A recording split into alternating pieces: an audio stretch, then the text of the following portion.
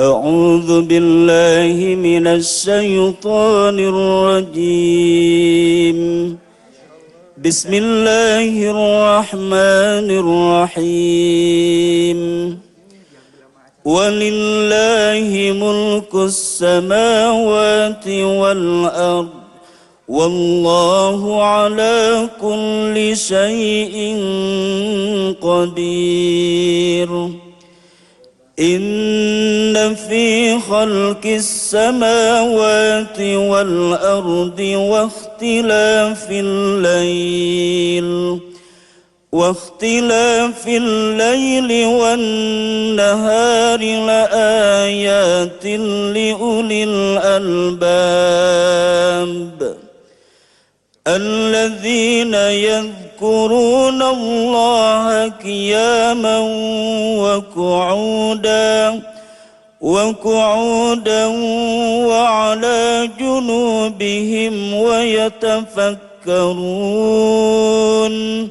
ويتفكرون في خلق السماوات والأرض ربنا ما خلقت هذا باطلا سبحانك فقنا عذاب النار صدق الله العظيم.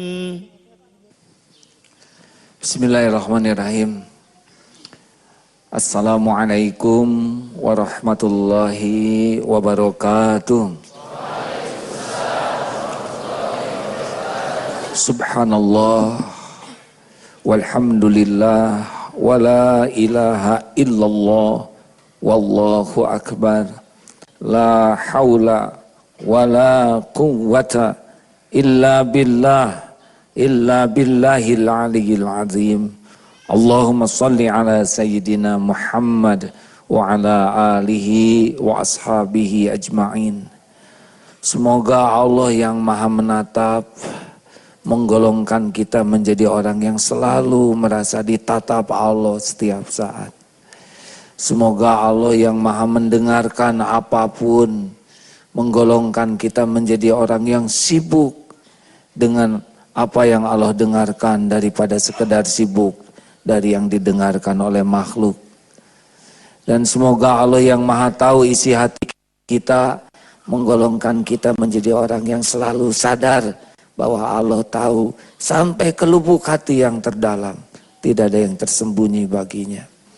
Siapapun yang diberikan kenikmatan hakul yakin kepada Allah, maka itulah kenikmatan yang tidak ada bandingannya di dunia ini, yang akan membuka kenikmatan besar di akhirat kelak. Alhamdulillah. Hadirin, terima kasih Ustadz Yusuf Mansur. Terima kasih berkenan hadir di pesantren Darut Tauhid ini. Pertama kali ya? Benar? Ya, alhamdulillah. Pertama kali, subhanallah. Padahal udah sering ke DT, ya, sering ke Bandung, tapi baru pertama kali. Ini rada rahasia ini sebelum dibuka ke umum. Ini adalah Eko Pesantren, Ustaz. Ya, Eko Pesantren itu pesantren yang sangat serius kepada ekologi. Kita tahu bahwa persoalan ke depan itu salah satu di antara persoalan besar di dunia ini adalah masalah ekologi. Sekarang orang masih perang karena daratan, karena minyak. Suatu saat mungkin bisa perang karena air, kekurangan air. Maka diharapkan umat Islam bisa berada di barisan yang paling depan untuk menyikapi alam ini dengan sikap yang tepat. Bukan hanya dakwahnya tentang alam, tapi kehidupannya juga sangat menghormati dan memelihara alam itu. Makanya disebut Eko Pesantren. Bahasan kita kali ini tentang moto di Darut Tauhid. Membentuk generasi ahli zikir, ahli pikir, dan ahli ikhtiar. Kenapa? Karena semua software dan hardware yang Allah ciptakan pada diri kita ini pasti akan harus dipertanggungjawabkan. Dan kita harus benar-benar, sebetulnya yang namanya seimbang itu bukan setengah-setengah, tapi pol, zikirnya pol, zikir, pikirnya pol, ikhtiarnya juga pol. Jadi bukan sepertiga-sepertiga ya, karena setiap amanah itu harus dimaksimalkan. Kenapa ahli zikir? Jadi seperti bangunan ini nih, bangunan ini 3 lantai. Yang mahal tuh bikin fondasinya Ustadz. Karena ini di daerah atas, di gunung, sehingga kita berinvestasi yang besar sekali untuk fondasi. Kenapa? Karena kalau fondasinya lemah, rapuh, hakul yakin bangunan ini roboh. Begitu pula tentang zikir ini. Ketauhidan ini merupakan fondasi. Kalau orang kenal hukum-hukum Allah, tapi tidak kenal siapa Allahnya, hakul yakin kalau orang berdakwah tentang hukum Allah, tapi dia enggak kenal kepada Allah, besar kemungkinan dia nyuruh orang, tapi tidak mengamalkan untuk dirinya sendiri. Dia melarang orang lain berbuat jelek, tapi pada saat sama dia melakukan kejelekan. Kenapa? Karena dia tidak takut kepada Allah. Kita belajar ilmu salat penting, tapi ada yang lebih penting daripada ilmu salat adalah ilmu tentang siapa yang menyuruh kita salat. Untuk siapa kita salat. Semua puncak kenikmatan ibadah bergantung kepada tingkat kenal yakin kepada Allah. Nah, kalau ada yang nanya kenapa ya sholat saya kurang khusyuk, itu pasti, pasti dia belum kenal dan yakin kepada Allah. Karena kita sering khusyuk kalau di depan orang yang kita kenal dan kita ketahui kemampuannya, benar? Kenapa ya saya kurang ikhlas, itu juga pasti belum yakin ke Allah. Kalau orang sudah yakin Allah pemilik segala-galanya, penguasa penentu segala-galanya, kita sudah tidak akan jaim lagi cari penilaian orang. Mau apa? Orang tuh tidak punya apa-apa. Manusia tuh hanya hamba Allah. Yang miskin tidak punya apa-apa kecuali sekedar dititipi Allah. Yang lemah kecuali dikuatkan Allah. Yang bodoh kecuali dititipi sedikit ilmu oleh Allah. Kita ini orang yang kotor kecuali ditutupi aibnya oleh Allah. Jadi kalau orang udah kenal ke Allah, pasti dunia ini jadi nggak ada apa-apanya. Hanya tempat berkarya aja, beramal, mampir sebentar di sini. Tapi kalau nggak kenal ke Allah, dia kagum kepada jabatan, dia kagum kepada harta, dia kagum kepada popularitas. Ujung-ujungnya dia jadi hamba jabatan, hamba harta, hamba popularitas, hamba banyaknya jamaah. Dan tidak ada Allah di hatinya. Dan tidak akan pernah bahagia dan mulia. Maka al-fiqh al-akbar, ilmu yang paling agung, paling mulia, paling mahal adalah ilmu tentang mengenal Allah. Asma wa sifat Allah. Itulah fondasi zikir. Nah selebihnya bisa zikir lisan, bisa sholat, bisa tafakur. Itu adalah buah berbaragam zikir. Buah daripada hati yang sudah yakin kepada Allah. Itu awalnya Ustaz. Masya Allah. Saya pertama kali ke Darut Tauhid dulu belajar tentang segitiga itu tuh. Ya. Zikir, fikir, ikhtiar. Tahun 2003-an. Ya alhamdulillah kemudian Allah malah menakdirkan saya dekat sama lama saya berpikir tentang penyelarasan ini. Jadi adil pemirsa itu bukan berarti belah semangka setengah-setengah. Kalau 3 berarti masing-masing sepertiga. Jadi zikirnya pol, ikhtiarnya pol, kemudian mikirnya pol. Tadi subuh saya cerita juga di depan santri. Ada kemudian orang yang SMS dengan bangga dari seorang pimpinan di kepolisian. Beliau bilang, Ustadz saya zuhurnya itu jam 11. Jadi kalau zuhur sesuai dengan yang Ustadz bilang, hadir di awal waktu, lebih cepat daripada waktunya, saya datang jam 11. Dan saya keluar paling akhir jam 1. Jadi kalau udah sholat nih, dia senang nambah-nambahin gitu.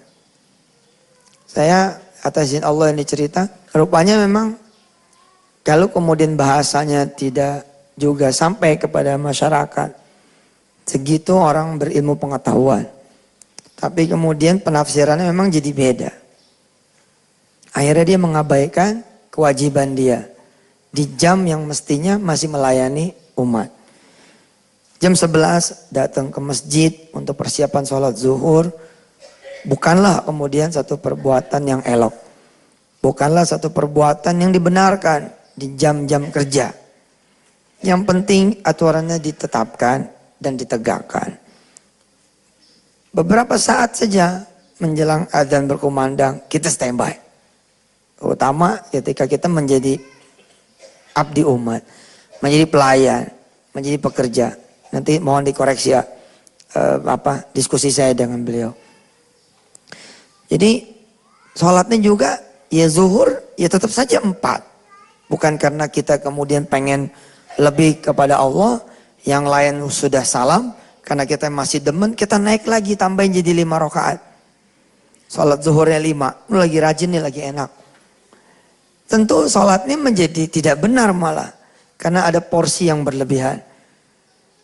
Ketika mikirnya juga berlebihan, nanti malah sholat subuhnya yang kesiangan. Dia disertasi, tesis, dia bikin, dia kejar, sampai dia gadangin. Subhanallah, karena tidak sesuai dengan sunnah, tidak sesuai ini dengan sunnah, apa yang terjadi? 3:30 malah kerepan mata. Kemudian pening dia punya kepala, akhirnya dia bilang, saya rebahan dulu. Akhirnya dia rebahan dulu, bablas. Kemudian sholat subuhnya, alhamdulillah 8:30.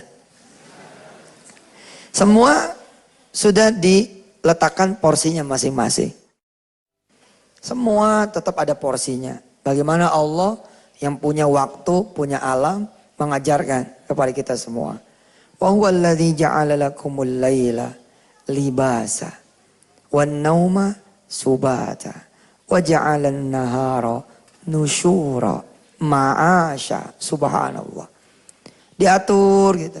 Kalau hidup udah nggak nyunah, pasti berantakan. Hidup kalau sudah nggak sesuai dengan kodratnya, mesti masalah. Kebanyakan kerja sama keluarga nggak perhatian, mesti bubar. Di keluarga terus nggak kerja-kerja, juga bubar juga.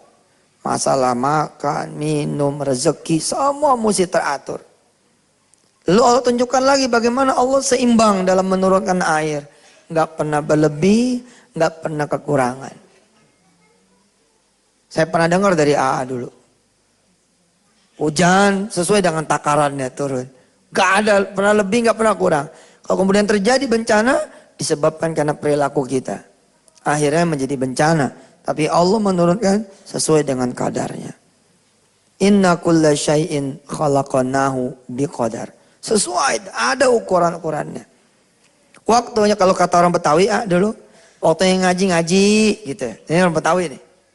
Waktunya belajar-belajar. Waktunya main, ya main. Waktunya tidur gitu.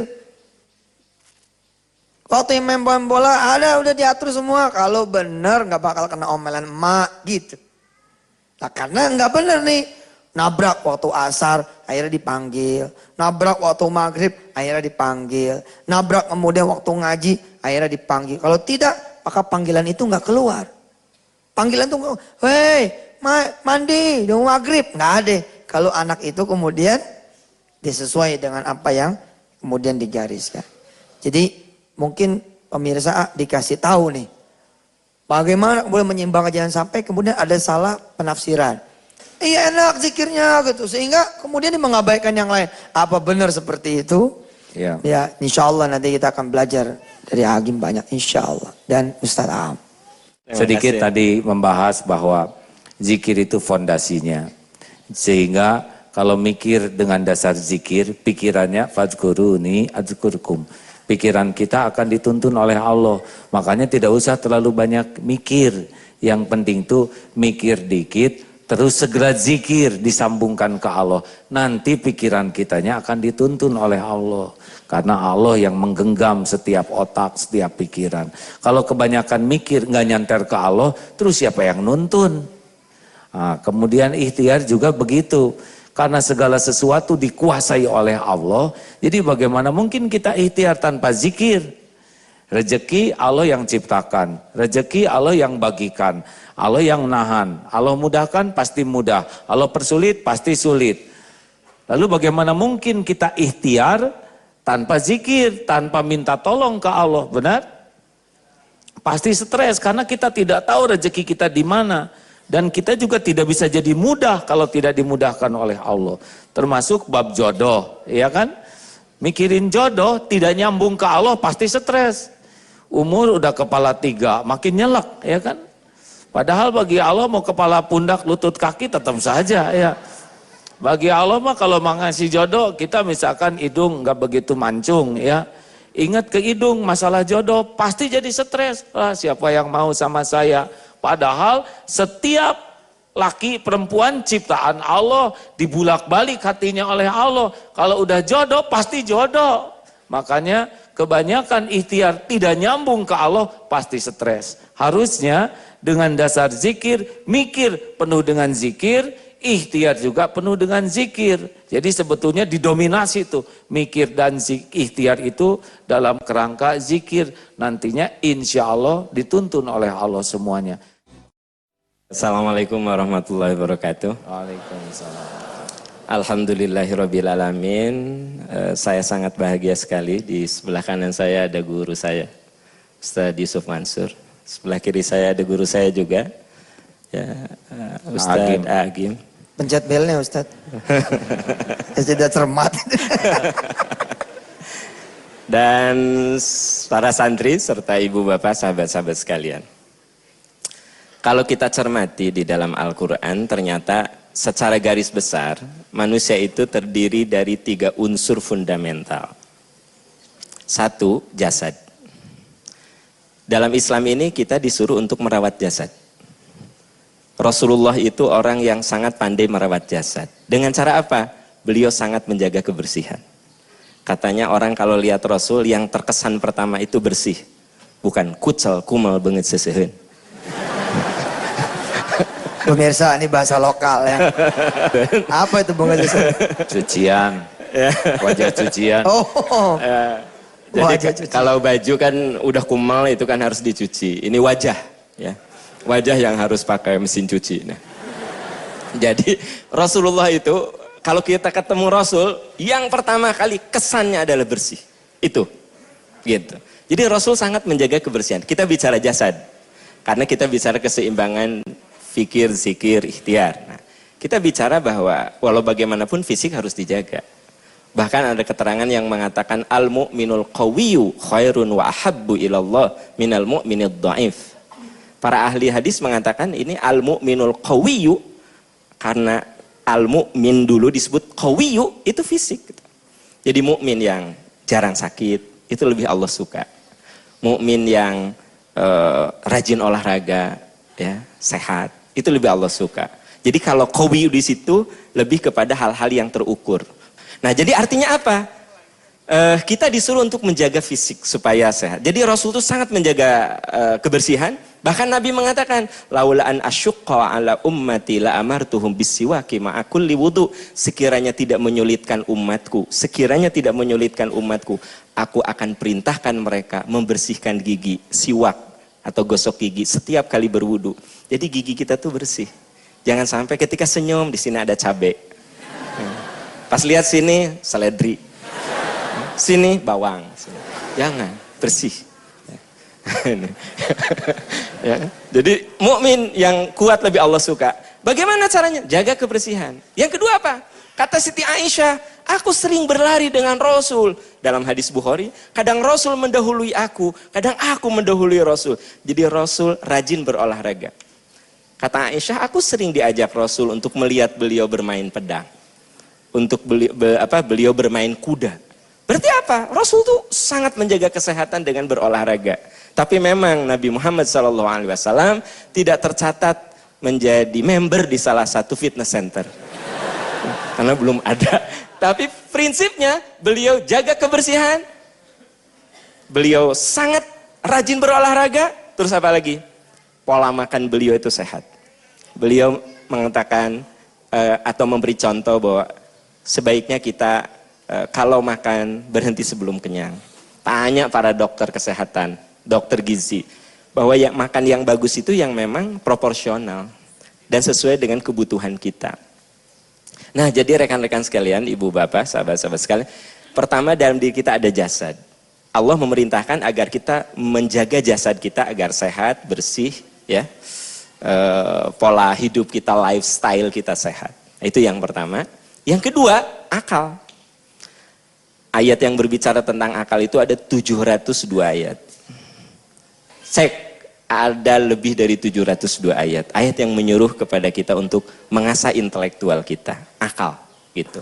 Bahkan salah satu hal yang menyebabkan kita kena kewajiban apa? Akal kita sehat. Makanya Nabi mengatakan, Rufi al-qalamu an thalathin. Kewajiban itu dicabut dari seseorang. Di antaranya apa? Anil majnuni hatta yaqila. Orang yang akalnya sudah tidak sehat, itu boleh karena sakit jiwa, boleh karena mengalami penurunan daya ingat yang drastis karena pikun, ya. Kalau misalnya kita punya orang tua sudah pikun, banyak yang nanya, Pak Am, ayah saya itu sholat subuh 4 rakaat, nah, duhur 2 rakaat, terus duhur jam 10 siang. Waktu dikasih tahu, Bapak ini belum duhur, nggak mau, saya mau duhur, gitu. Ya udah biarin aja, nggak apa-apa. Bangun jam 12 malam, dia sahur katanya. Adzan subuh dia bangun, dia bilang, Alhamdulillah udah azan. Maghrib, mana kolak katanya. Gitu. Badannya sehat, tapi mengalami penurunan daya ingat yang dahsyat. Maka apa? Rufi al-qalam, diangkat itu kewajiban, dicabut itu kewajiban. Berarti rekan-rekan sekalian, Allah memberikan perangkat kepada kita itu akal. Nih ada yang menarik, ada penelitian dari Profesor Eric Jensen dalam bukunya Brain Based Learning. Dia katakan, otak itu unik, makin sering dipakai makin bagus. Katanya obat pikun itu belajar. Makanya maaf saya lihat di masjid-masjid banyak ibu-ibu yang udah sepuh, baca Quran gitu, dia nggak pikun. Karena sering pakai, otaknya sering dipakai. Banyak coba, ibu-ibu yang maaf ya udah sepuh jalannya gini, tapi dia kok bisa menyimak materi, bisa menyimak humor, bisa menyimak. Kenapa? Sering dipakai, otak itu kalau sering dipakai bagus. Jadi jangan gini, Bu, kenapa nggak pernah baca buku atau nggak pernah baca Quran? Takut otak cepet rusak, sayang banget. Jangan. Kalau mobil sering dipakai cepet rusak, mesin sering dipakai cepet rusak, otak sering dipakai makin bagus, gitu. Para pendengar semakin variatif. Terima kasih Ustaz tentang bagaimana amanah jasad ini. Ya apalagi kita sering sedih ya melihat masjid yang juga tempat pusat Islam tidak bersih. Ini menyedihkan, padahal Rasulullah adalah kalau dilihat itu bersih. Senang ya kalau semua santri dilihat itu bersih, betul? Yang kedua menarik tentang akal, bahwa akal ini oleh Allah diciptakan memang untuk bisa makin pinter makin dipakai, begitu Ustaz?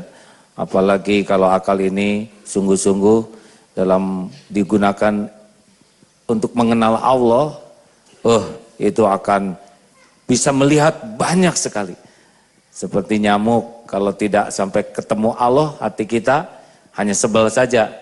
Tapi kalau ingat, aduh Maha Suci Allah yang menciptakan nyamuk, ya, betapa dramatisnya hidup jadi nyamuk, mencari nafkah, terancam hidupnya. Berapa banyak yang tewas ketika sedang makan tidak tenang, karena jiwanya juga terancam. Selesai makan udah berat dikejar-kejar. Alhamdulillah ya Allah saya hidup dimudahkan oleh Allah. Iya benar. Saya nggak mau jadi nyamuk makanya. Tadi masih 2. Kam. Ustaz masih ada 2. Satu lagi? Satu lagi adalah kolbu. Jadi jasad, akal, kolbu. Nah, atau hati lah, kita sebut hati. Hati ini dalam bahasa Al-Quran disebut dengan memiliki 3 makna. Hati ini. Pertama, hati dalam arti liver. Nah ini yang biasa ditangani oleh para dokter. Kalau rekan-rekan sakit hati dalam arti liver, kena hepatitis A, B, C gitu, datangnya ke dokter. Nanti disuruh bed rest. Kan ada yang kena hepatitis, sakit hati, datang ke kiai, suruh zikir, gerak-gerak, benar subuh meninggal. Subuh meninggal, karena sebenarnya orang yang liver itu harus bed rest. Ini suruh zikir, terus mandi, tahajud gitu ya. Emang perintahnya benar, tapi ini masalahnya konsulnya yang salah. Jadi lemes, matanya kuning ya, badannya kuning gitu. Jadi ternyata betul firman Allah, fas'alu ahla dzikri in kuntum la ta'lamun. Tanya ahli zikir. Ahli zikir itu bukan sekedar wirid, tapi orang yang menguasai bidang ilmunya. Jadi kalau kita sakit hati dalam pengen liver, nanyanya ke dokter spesialis. Penyakit dalam, super spesialisnya bidang hati. Tapi ada juga yang harus kita tanyakan pada ustadz dan kiai. Yaitu hati dalam pengertian yang kedua. Konteks yang kedua, kolbu. Kolbu itu hati dalam pengertian abstrak, yang dia itu berkecenderungan baik dan buruk. Makanya kolbu itu diambil dari bahasa Arab, kolbu itu artinya sesuatu yang bolak-balik.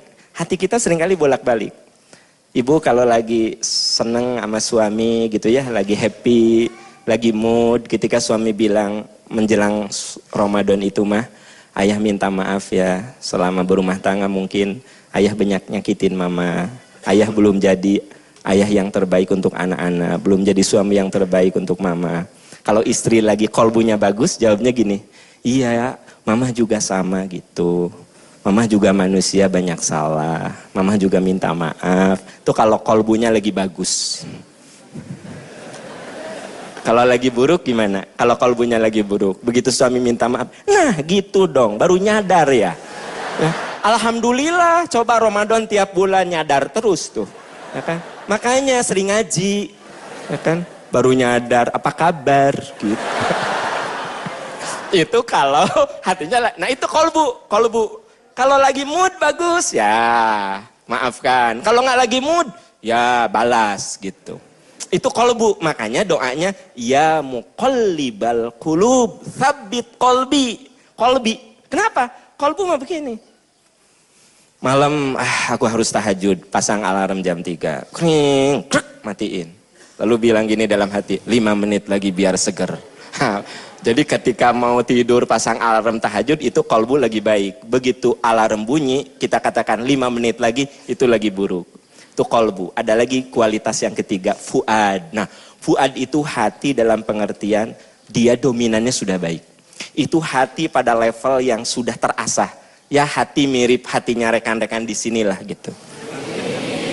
Jadi apa? Fuad itu hati yang sudah kualitinya udah terasah.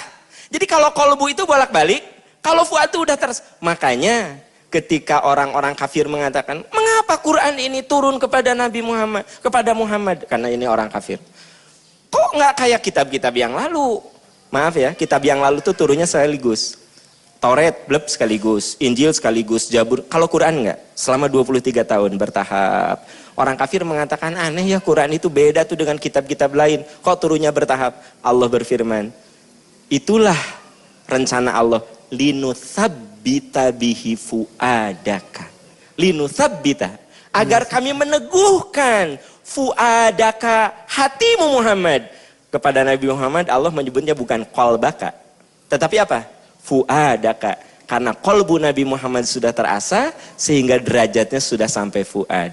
Nah semoga kita pun dengan diasah zikir, fikir, ikhtiar kita, kolbu kita mencapai derajat fuad. Amin, amin ya rabbal alamin. Sekarang kita makin paham ya bahwa ada sesuatu yang begitu bernilai, yaitu kebeningan hati. Ini santri pasti senang ya, dapat ilmu banyak, karena maaf, sulit bagi kita untuk bisa mengenal Allah tanpa ilmu. Sulit bagi kita untuk memiliki hati yang bening tanpa ilmu. Sulit bagi kita untuk bisa memiliki fisik yang kuat, bersih tanpa ilmu. Benar? Makanya kalau mencari ilmu itu sebetulnya tidak pernah melakukan pengeluaran. Tidak ada pengeluaran uang, walau ongkos mahal, biaya mahal, karena semua itu adalah modal, termasuk menyimak lewat TV. Saudara dapat karunia yang sangat mahal, karena hidupnya fuad itu pasti dengan cahaya ilmu. Ngomong-ngomong, boleh saya perkenalkan dulu ini jenis-jenis santrinya? Benar. Supaya pemirsa juga siapa tahu, Darut Tauhid itu adalah milik Allah, amanah Allah, hanya takdirnya aja lewat hamba yang dia kehendaki. Dan ini pesantren Darut Tauhid itu dititipi 5 pesantren Ustaz. 1 di Geger Kalong, itu lebih kepada ya banyak ikhtiarnya. Mungkin kalau nanti dilihat di sana ada pertokoan, ada koperasi, perbankan, ada kliniknya. Dan kalau yang di sini Eko Pesantren ini memang ini yang dicita-citakan jadi cikal bakal Khodimul Ummah. Jadi ini wajah-wajah calon pelayan ini, ya. Pemimpin itu intinya pelayan umat, benar? Sayyidul Qaum Khodimuhum. Pemimpin satu kaum adalah pelayannya. Jadi ini adalah sekolah-sekolah para pelayan. Terutama ini boleh saya perkenalkan nih kelompok terbaru. Mana calon Khodimul Ummah, Cung? Ini tamat SMP, 1 tahun pertama, ya boleh turunkan. Di sini kalau belum ada perintah ngacung terus. Jadi rencananya 1 tahun pertama mereka tamat SMP tidak sekolah. 1 dilatih atau dididik tentang ilmu tauhid. Dia harus kenal siapa Allah, mudah-mudahan sampai ke tingkat yakin. Karena kalau nggak kenal ke Allah, bisa masalah besar lah, ya. Tahu ilmu Allah, tahu perintah Allah, tapi tidak kenal siapa yang memerintahkannya, cenderung hanya bakal nyuruh orang, seperti tadi. Yang kedua, insya Allah hafal Quran dalam 1 tahun mudah-mudahan lah, begitu ya. Yang ketiga, dilatih karakter baku namanya, baik dan kuat. Kan karakter tuh ada jenis-jenis, Ustaz. 1 namanya, yang paling jelek, jeku. Karakter jelek dan kuat. Dia udah ngeres, nipu, tapi berani, disiplin, dan tangguh. Jadi koruptor, preman, jeku. Nah, ada yang juga namanya karakter jelem, jelek dan lemah. Nah, ini santri teh baik gitu, aduh. Tapi ya begitu lemot ya. Dia baiknya baik, tulus, jujur, tapi kurang fight. Ngadepin kehidupan tidak tangguh. Tidak berani ngambil keputusan-keputusan besar. Dan tidak disiplinnya mantap. Padahal seperti tadi al-mu'minul qawiyyu, mu'min yang kuat, lebih dicintai Allah, lebih baik dan lebih dicintai Allah, pasti sumbernya disiplin. Enggak ada kekuatan tanpa disiplin. Ada juga karakter namanya karakter, tadi apa? Jeku, jelem, balem. Balem udah baik dan lemah ya. Saya salah ngomong tadi, santri itu balem, baik tapi lemah. Yang apes mah jelem, jelek dan lemah. Ini udah kepikirannya jelek tapi gagal terus ya. Mau maling kesiangan, ada maling ayam, ayamnya nggak ketangkep, dia yang ketangkep karena lebih lincah ayamnya. Begitulah ya, mau koruptor, korupsi nggak berani, mau nyontek ya begitulah. Gentar, jadi dia mah apes sendiri. Ada jelem, ada balem, ada jeku, ada baku, baik dan kuat. Hatinya bersih, tulus, jujur, terpercaya, tawadu. Pada saat yang sama karakter kuatnya disiplin, berani. Berani ini bukan masalah berantem, tapi ngambil keputusan. Dan seperti kalau bikin salah kan, siapa yang salah? Itu gak berani tuh ngaku tuh. Padahal tinggal ngaku aja, ya saya salah. Saudara akan mendapat sanksi, siap saya dapat sanksi. Gitu. Tapi banyak yang pangkatnya tinggi apa, tapi giliran ngaku pengecut, nggak berani ngaku. Bagusnya kan koruptor itu udah ngaku lah. Nggak usah lama-lama pengadilan, ya saya korupsi. Itu hasil korupsinya saya taruh di bank ini, bank itu. Istri saya udah nggak usah banyak omong, ya nggak? Gara-gara kamu juga dulu membuat saya korupsi, dah. Saya siap dihukum, masyarakat udah nggak usah ribet, Pak Hakim lihat aja, itu benar-benar saya curi ini, curi itu, yang aslinya saya di Perumnas, dah silahkan pulangin. Dan selama ini korupsi juga nggak kepake, hanya bagian pusingnya aja, nama pakai nama orang lain, emas ditaruh, ambil aja, hukum hakim silahkan. Masyarakat, saya adalah contoh buruk, jangan ditiru kelakuan saya, dan saya akan pikul di dunia ini. Ditanya oleh wartawan, Pak mengapa Bapak mengaku?